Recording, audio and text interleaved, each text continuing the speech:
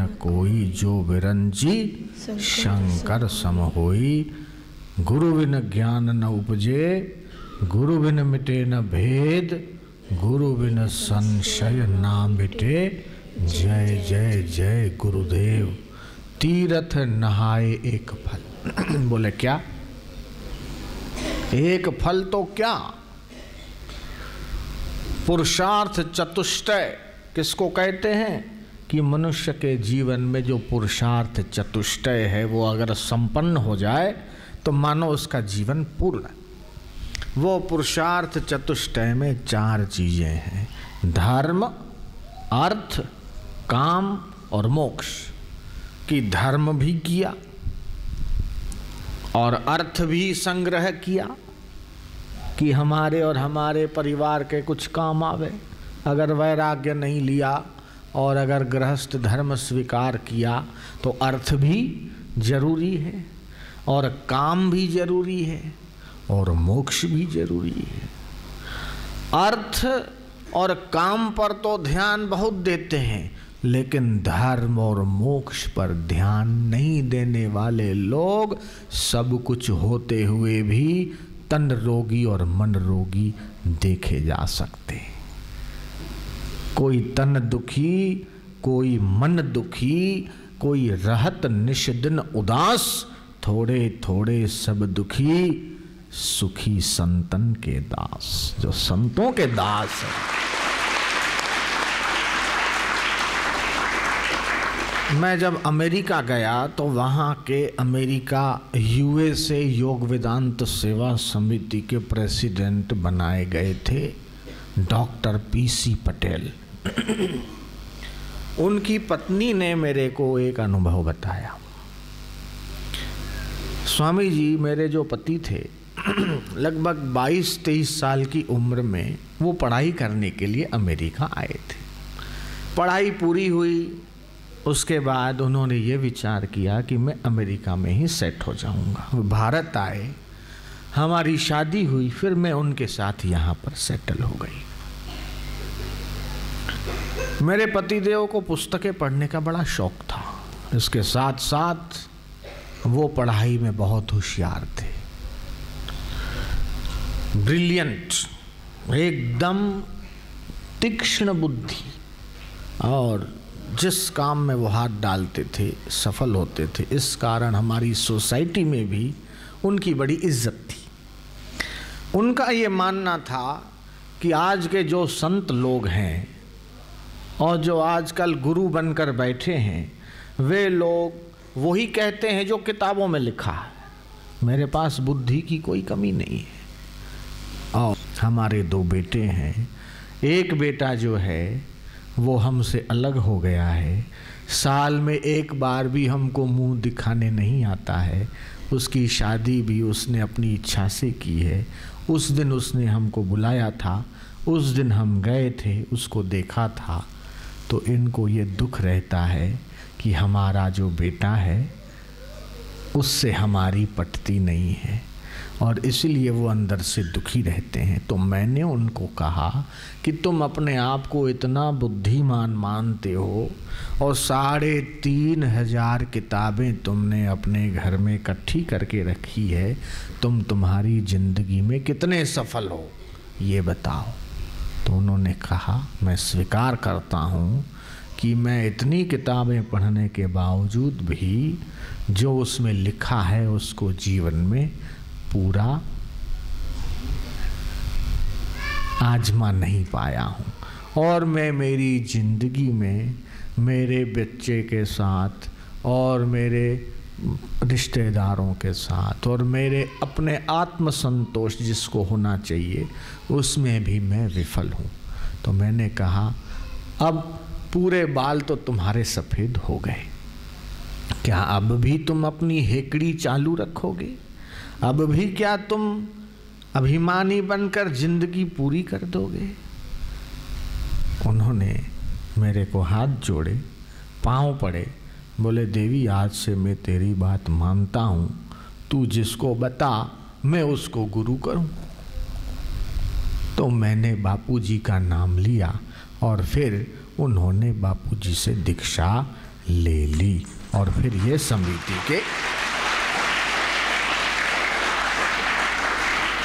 और उन्होंने मेरे को कहा, स्वामी जी मैं आपसे अब ये निवेदन करता हूँ कि यहाँ अमेरिका में हमारे हजारों हिंदू परिवार हैं, बापूजी तो उनसे तो हम ज़्यादा रिक्वेस्ट नहीं कर सकते हैं, लेकिन आपसे हम ये प्रार्थना कर सकते हैं कि आप थोड़ा अंग्रेजी पर और अभ्यास करो। बापूजी तो भारत भर में घूम घूम कर भारत के लोगों का कल्याण कर रहे हैं और आप पूरे विश्व में घूमकर अज्ञान अंधकार में सोए हुए लोगों का अंग्रेजी भाषा में प्रवचन करके उनका कल्याण करने का काम करो। ऐसा उन्होंने मेरे को प्रार्थना किया, डॉक्टर ने। मैंने कहा भाई हमारे वहीं भारत में इतने सारे स्थान हैं, उन स्थानों पर भी हम नहीं जा पाते हैं। कई ऐसे आश्रम हैं 2-2, 4-4 साल हो जाते हैं हम नहीं जा पाते हैं। तो अमेरिका वालों को अगर मांग है तो वे लोग आवें भारत में और सत्संग की शिविरें वगैरह भरें और ज्ञान लेवें, लेकिन उनके लिए अभी मेरे पास समय नहीं है, क्योंकि हम भारत में ही पूरा तृप्त नहीं कर पा रहे हैं, तो विदेशों की तो बात छोड़ो। और इतना तो कम से कम मूल्य चुकाना चाहिए। पहले के ज़माने में राजा महाराजा राजपाट छोड़कर ऋषि मुनियों के आश्रम में जाते थे, सेवा करते थे। राजा भरतरी जैसे जिनका विशाल राज्य था, क्या था, बहुत अपरंपार प्रचुर संपत्ति, वो सब छोड़कर जाते थे। तो ज्ञान के लिए, आत्मज्ञान के लिए सद्गुरु के शरण में जाना, यह विधान उपनिषद ने कहा है। तो सत्संग एक तीर्थ है, सत्संग एक यज्ञ है, सत्संग भवरोग की रामबाण दवा है, और सत्संग जीव को शिव के साथ मिलाने वाला मुख्य साधन है। और सत्संग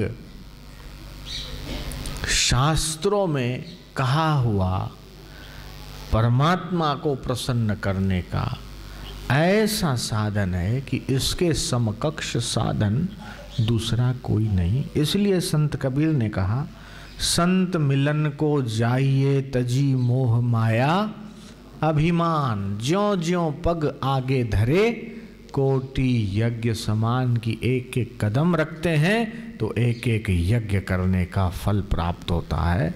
सत्संग ऐसा विलक्षण साधन है। और भगवान कृष्ण ने ये कहा, न रोधयति माम योगो न सांख्यम कर्म एवच, न स्वाध्यायस्तपस्त्यागो इष्टापूर्ति न दक्षिणा, यथा अवरुद्धो सत्संगः सर्वसंगोपहोहि माम। कि मैं जैसा सत्संग से वश में होता हूँ, वैसा वश में करने वाला मेरे को और कोई साधन नहीं है। इसलिए सत्संग का सेवन प्रयत्न पूर्वक करना। तो 4 जो पुरुषार्थ कहे उसमें पहला है धर्म, अर्थ, काम और मोक्ष। तो तीर्थ नहाते हैं तो एक फल होता है कि धर्म, गंगा स्नान करके आओ, कुंभ में करके आओ। अभी जो कुंभ आ रहा है, कहते हैं कि कुंभ में स्नान करने से अश्वमेघ यज्ञ करने का फल मिलता। एक रात्रि जो ऐसी सप्तपुरी, अयोध्या, मथुरा, माया, काशी, कांची, अवंतिका, ये पुरियाँ सप्तपुरी मानी गई है। माया मतलब हरिद्वार, अयोध्या, मथुरा, माया, काशी, कांची, अवंतिका मतलब उज्जैन, ये सप्तपुरियाँ जो है मोक्षदायक है।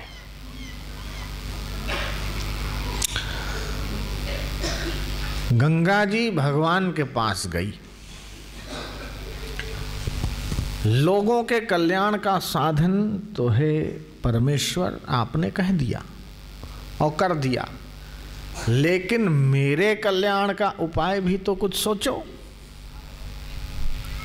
पाप करते वक्त लोग नहीं विचारते हैं कि इसका परिणाम कितना भयंकर होगा। जब फल भुगतना होता है तब बड़ा हाहाकार करते हैं। तो आपने ये विधान बना दिया कि जो गंगा जी में स्नान करेगा उसके पाप नष्ट हो जाएंगे। और दुनिया भर के लोग यहाँ पर अपना पाप ताप छोड़कर चले जाते हैं। मैं हो जाती हूँ बोझिली, और वह भार मैं कैसे निवृत्त करूँ। 3 आचमन लेकर भगवान ध्यानस्थ हुए और फिर कहा कि वह भी उपाय हमने कर दिया। बोले कैसे? बोले लोग तो आकर तेरे में पाप डालेंगे, लेकिन जब कोई सद्गुरु ब्रह्मवेत्ता संत महापुरुष जब तुझ में स्नान करेंगे तो तेरे पाप धुल जाया करेंगे। तो ब्रह्मवेत्ताओं की कैसी महिमा कि उनके गंगा जी में स्नान करने पर गंगा जी पाप के बोझ से हल्की होती है। ब्रह्म ज्ञान की महिमा है। ब्रह्मवेत्ता ब्रह्मविद भवति। जो ब्रह्मवेत्ता है ब्रह्मविद है, ब्रह्म स्वरूप है। तो यही बात गुरु नानक ने गुरवाणी में स्पष्ट कही कि ब्रह्मज्ञानी मुगत भुगत का दाता, ब्रह्मज्ञानी पूर्ण पुरुष विधाता, ब्रह्मज्ञानी को खोजे महेश्वर, ब्रह्मज्ञानी आप परमेश्वर, ब्रह्मज्ञानी का कथ्या न जाई आधा अक्षर, नानक ब्रह्मज्ञानी सबका ठाकुर, जेको जन्म मरण ते डरे साध जना की शरणी पड़े, जेको अपना दुख मिटावे साध जना की सेवा पावे। कोई किसी दुख से, कोई किसी दुख से त्रस्त है। किसी के तन में रोग, किसी के परिवार में प्रॉब्लम, किसी के मन में प्रॉब्लम। ये संसार है ही दुखालय। सुख नाम की चीज देखोगे तो मिलेगी नहीं। थोड़ा सुख तो उसके पीछे कितना दुख लगा हुआ है। सब दुखी हैं। घर घर की कहानी सुन लो, एक एक किताब बन जाएगी। इतनी लंबी कहानियां होती है सबकी। अगर कहानी सुनो एक एक घर की तो 100 200 पेज की पुस्तक भी कम पड़ जाए। इतनी कहानियां हैं सबके घर के दुखों की। हाँ, इसका कोई अंत नहीं है। यहां भी आते हैं तो अपने दुखड़े सुनाते हैं।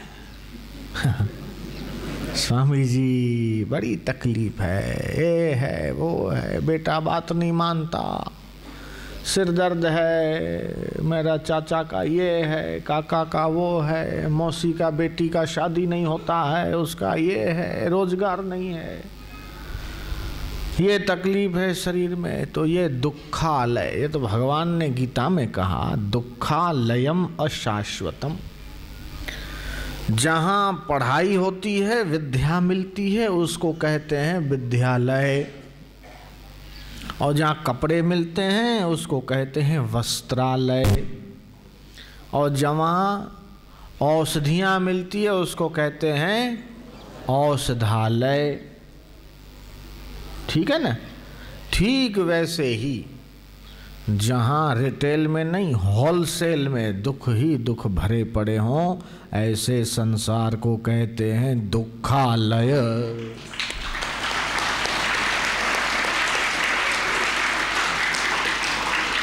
तो अब संसार की शरण में रहने वाला एक भी व्यक्ति ऐसा नहीं है कि जिसको दुख न मिले, और परमात्मा की शरण लेने वाला एक भी ऐसा नहीं मिलेगा कि जिसको सुख न मिले। तो शरीर को तो रखो संसार में, और ये रहेगा। जहाँ शरीर है वहाँ संसार है। आप जंगल में जाओगे तो वहाँ भी संसार आपके साथ ही रहेगा। वहाँ भी कुछ न कुछ खाने को चाहिए। वहाँ भी ये संकल्प विकल्प करने वाला मन आपके साथ में रहेगा। और ये यहाँ चिंतन करने वाली बुद्धि भी आपके साथ रहेगी। राग द्वेष तो वहाँ भी होगा। ठंड वहाँ भी लगेगी, गर्मी वहाँ भी लगेगी, बरसात आएगी तो वहाँ भी ठिठुरोगे। और अगर फिर भी हठ योगी हो और अपने शरीर को जबरदस्ती हठ में बांध के तुमने सर्दी, गर्मी और बरसात, आंधी तूफान सहा तो क्या होगा? तुम्हारा शरीर रोगी हो जाएगा और मर भी जाओगे तो पुनरपि जननम पुनरपि मरणम ये लगा रहेगा, मुक्त नहीं बनोगे। तो संसार जब तक शरीर है तब तक साथ में, जब तक ज्ञान नहीं हुआ, ब्रह्म ज्ञान नहीं हुआ, आत्मबोध नहीं हुआ, जब तक इस मन बुद्धि शरीर और इंद्रियों से संबंध विच्छेद नहीं हुआ, तब तक चाहे तुम स्वर्ग में चले जाओ, तब तक संसार तुम्हारे साथ रहेगा। इसलिए तुम संसार से भाग नहीं सकते, संसार को छोड़ नहीं सकते। चाहे तुम किसी गिरी गुफा में चले जाओ, वहाँ भी संसार तुम्हारा पीछा नहीं छोड़ेगा। उसका केवल एक ही राजमार्ग है कि अज्ञान की निवृत्ति और ब्रह्म ज्ञान की प्राप्ति। ये बिना गुरु कृपा के संभव नहीं है। इसलिए ब्रह्म ज्ञान प्राप्त करो। और वह ब्रह्म ज्ञान कैसे होगा? कि गुरु के ज्ञान से होगा। अब गुरु भी ज्ञान दे रहे हैं, तब क्यों नहीं होता है? ये प्रश्न हुआ कि ज्ञान भी मिल रहा है, कैसेटों की कैसेटें भरी हुई है, सीडियों की सीडियाँ मिल रही है, न जाने कितनी MP3 मिल रही है, किताबें मिल रही है, वो पढ़ भी रहे हैं, फिर भी नहीं होता। तो स्वामी जी क्यों नहीं होता? और इतने सत्संग भी होते हैं और गुरुदेव के दर्शन भी होते हैं और इतनी शिविरें भी भरते हैं, फिर भी ज्ञान क्यों नहीं होता? ये प्रश्न हुआ। तो इसका कारण ये है कि जब तक तुमने निष्काम भाव से सेवा नहीं करी हो, तब तक ये ब्रह्म ज्ञान हजम नहीं होता है। इसलिए सेवा करो। बिना सेवा के ब्रह्म विद्या हजम नहीं होती। इसलिए पहले गुरुकुलों में राम, लक्ष्मण, भरत, शत्रुघ्न को सेवा दी गई। जाओ तुम पेड़ पौधों को पानी पिलाओ, जाओ जंगल में से लकड़ियां करके आओ, उन्हीं लकड़ियों से शाम को भोजन बनेगा। उन्होंने भी सेवा करी। कर सेवा गुरु चरणन की, युक्ति यही भव तरणन की। भव से तरने की ये युक्ति है। गुरु भक्तों के खुल गए भाग जब गुरु सेवा मिले। तो चलो गुरु चरणन की हम सेवा करते हैं। चलिए कुटिया के अंदर गुरुदेव के चरण दबाइए। तो कितने लोग आएंगे? बोले हम सब आएंगे। कि ये सेवा नहीं होगी, वो तो सिक्योरिटी वाला जाने नहीं देगा। और ज़बरदस्ती अगर मैं आप सबको ले जाऊं तो गुरुदेव मेरे ऊपर ही नाराज़ हो जाएंगे कि ये क्या चक्कर चला दिया, हम परेशान हो जाएंगे इससे। तो केवल चरण दबाना सेवा नहीं है, केवल रोटी बना के गर्मा गर्म फुल्का गुरु को अर्पण करना ये सेवा नहीं है। ये तो सेवा हो ही रही है, लेकिन गुरु के सिद्धांतों और उपदेशों के प्रति समर्पित होकर लग जाना। अगर समर्पित न हुए तो सप्ताह में 2 घंटा, महीने में 8 घंटा, 10 घंटा, भाई हम जहाँ रहेंगे जैसे हो रहेंगे वैसे हम गुरु के सिद्धांतों को जन जन के मन मन में स्थापित करेंगे। क्योंकि इसी में देश का भला है, इसी में विश्व का भला है, इसी में राज्य का भला है, इसी में समाज का भला है, इसी में हमारे कुटुंब का भला है और इसी में हमारा व्यक्तिगत भी भला है। क्योंकि इसके बिना कल्याण का कोई रास्ता नहीं है। नान्यः पंथा विद्यते अयनाय। ये वेद ने कहा, नान्यः पंथा विद्यते अयनाय, इसके सिवा दूसरा रास्ता नहीं कि कोई और हम अगल बगल झांक लें तो नहीं हो सकता है। ज्ञानम विना मुक्ति पदम, कि ज्ञान के बिना भी अगर मुक्ति चाहिए तो एक रास्ता है, वो है सेवा। लेकिन सेवा किए बिना कोई ज्ञान प्राप्त करके उसको पचा ले, यह मुश्किल है। तो केवल एक बात गुरुदेव ने कही, जाओ जो तुमको मिला है उसे अनंत गुना करके समाज में वितरित करो। यह पूज्य श्री लीलाशाह बापू जी ने संकेत दिया, तो बस उसी आज्ञा को पकड़ते हुए और ये सेवा में लग गए, तो अभी तक वो सेवा जारी है। अब चाहे शरीर साथ दे रहा है कि नहीं दे रहा है। डॉक्टरों ने कह दिया कि मौन रहो, ज़्यादा बोलोगे तो गले के अंदर कुछ कैंसर के कण दिखाई दे रहे हैं, अब बोलना नहीं। बोले भाई कैंसर का कुछ दिखाई दे रहा है तो उसको हम निवृत्त कर देंगे, पंचकर्म करेंगे, गजीकरण करेंगे, तुलसी खाएंगे, गोझरण पिएंगे, और भी जो करना होगा करेंगे, पथ्यापथ्य। लेकिन लोक कल्याण की जो सेवा मेरे गुरुदेव ने सौंपी हुई है वह तो हम नहीं छोड़ेंगे, यह निष्ठा है।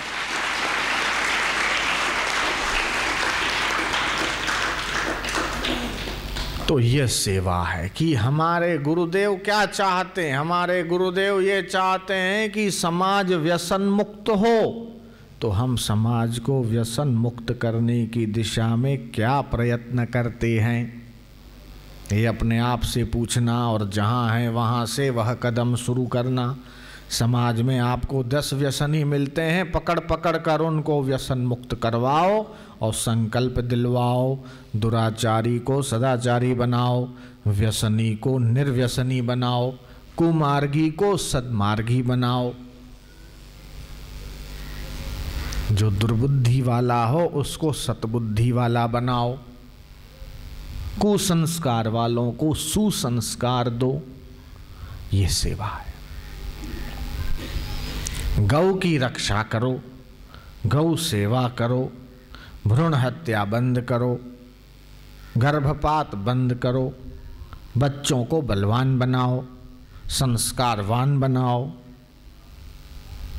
स्वदेशी चीज़ों को स्वीकार करो, जप करो, ध्यान करो, सत्संग सुनो, करो, कराओ, इसमें सहभागी बनो और अपने भारतीय संस्कृति के जो मूल्य हैं उनको समझो, जीवन में आजमाओ, दूसरों तक फैलाओ।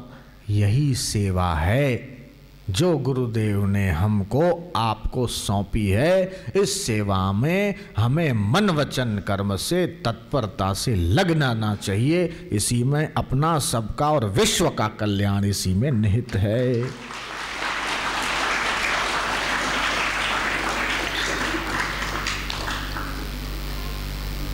माया मरी न मन मरा, मर मर गए शरीर। आशा तृष्णा ना मरे, कह गए दास कबीर। ये जो आशा, इतना तो इकट्ठा किया, इतना और हो जाए, इतना तो मिल गया, अब इतना और मिल जाए, इतना तो हमने भोग लिया, अब इतना और भोग भोग लेवें। यह है संसारी की बुद्धि। और जो साधक है वो विवेकी होता है, विचारवान होता है, आगे पीछे का गणित लगाता कि इतना हमने भोग लिया और इतना अधिक भी अगर हमने भोग समझो, भोग भी लेंगे, भोग मिल भी जाएंगे, लेकिन आखिर क्या जिस शरीर को भोग हम भोगाएंगे वह शरीर तो अंत में मरना है। इतना धन इकट्ठा कर लिया, इतना और इकट्ठा कर लेंगे, उसके बाद भी तो छोड़ना ही है। इतने संबंध संपर्क रिलेशन हमने बना लिए, इससे 100 गुने अधिक बनाएंगे, उसके बाद भी तो वो छूटने हैं। बनाना मना नहीं है, धन इकट्ठा करना मना नहीं है, परिवार को पालना मना नहीं है, लेकिन अंत में यह सब छूटना है। यह विवेक बुद्धि में बना रहना चाहिए। जयराम जी की बोलना होगा। और इसलिए सत्संग में, सद्विचारों में हमें योगदान देना, समय दान देना। भाई ये सुनना सुनना सुनना है, ये लक्ष्य हमारा। अब हमें भूल नहीं जाना कि हमारे मानव जीवन का मुख्य उद्देश्य है परमात्मा की प्राप्ति। जेकर मिले त राम मिले, ॿियो सब मिलियो त छा थियो, दुनिया में दिल जो मतलब पूरो भी थियो त छा थियो। कि अगर मिले तो राम मिले, राम का रस मिले, भगवान का नाम मिले, ध्यान मिले, भगवत तत्व का ज्ञान मिले, ये मिलना चाहिए। हाँ, मंदिर में जाना अच्छा है, पूजा करना अच्छा है, आरती करना बढ़िया है, परिक्रमा करना अच्छा है, लेकिन भगवत तत्व का ज्ञान उससे भी विलक्षण है। लेकिन वह समझ दिखाने वाले सद्गुरु महापुरुष वो मिलना मुश्किल है। मिल जाए तो उनको पहचानना मुश्किल है, पहचाने तो उनकी बात पे श्रद्धा होना मुश्किल है, और अगर श्रद्धा उनकी बात में हो जाए तो फिर उनके आदेशों का पालन करना मुश्किल है। और अगर पालन हो जाए तो बेड़ा पार हो ही जाता है, उसमें फिर कोई शंका नहीं है। लेकिन किसी के मन में यह प्रश्न होता है कि हम तो स्वामी जी नौकरी पेशे वाले आदमी हैं, सुबह 9 बजे तो हमें घर से निकलना पड़ता है, 10 बजे तो ऑफिस में टच होना पड़ता है, और शाम को 5 बजे से पहले तो छुट्टी नहीं मिलती है। ऐसी स्थिति में हम कैसे आश्रम आवें? हमारी पोस्टिंग कभी उधर होती है, कभी उधर होती है। आश्रम पड़ता है 60 किलोमीटर दूर। ऐसी स्थिति में महीने में 1 आध बार तो आ सकते हैं, लेकिन रविवार को नहीं आ सकते, तब हम क्या करें? जयराम जी की। ये सबके अपने अपनी समस्याएं होती है। जहां हैं, जैसे हैं, उसमें अपने लक्ष्य के प्रति, उद्देश्य के प्रति सावधान रहना, क्योंकि यह सावधानी साधना है। जहां रहो, आ पाओ तो बढ़िया, नहीं आ पाते हैं तो जहां भी रहें वहां अपने लक्ष्य के प्रति समर्पित होकर काम करना। तो बापूजी ने ये कहा, जीवन रसायन नामक एक किताब है। पहले वो पॉकेट साइज हुआ करती थी, आजकल बंद हो गई। वह जेब में रखो, घंटे 2 घंटे में जरा खोल लो, 2 उसके सुवाक्य पढ़ लो, फिर रख लो। और उसमें यह उदाहरण दिया करते थे नेवले और सांप का, कि नेवला और सांप जन्मजात दुश्मन हैं। सांप नेवले की लड़ाई हुई। अब सांप भी कमजोर नहीं, नेवला भी कमजोर नहीं, तो कहते हैं कि बीच बीच में जो नेवला है वो जंगल में बूटी होती है, वो सूंघ के आता है, फिर युद्ध करता। तो उसमें वो जीत जाता है, और अगर वो बूटी नहीं सूंघता तो वो मर भी सकता है सर्पदंश से। तो वो बूटी सूंघ के जो आता है उसे एनर्जी मिलती है। तो इसी प्रकार संसार और साधक, इन दोनों की सांप नेवले की लड़ाई समझ लो। इसमें साधक रूपी नेवला अगर गुरु ज्ञान की बूटी बार बार सूंघता रहे तो संसार रूपी सर्प को वो मार गिराता।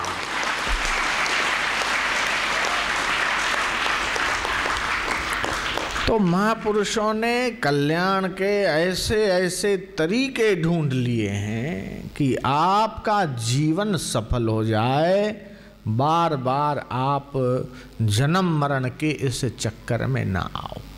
ये मुख्य बात है।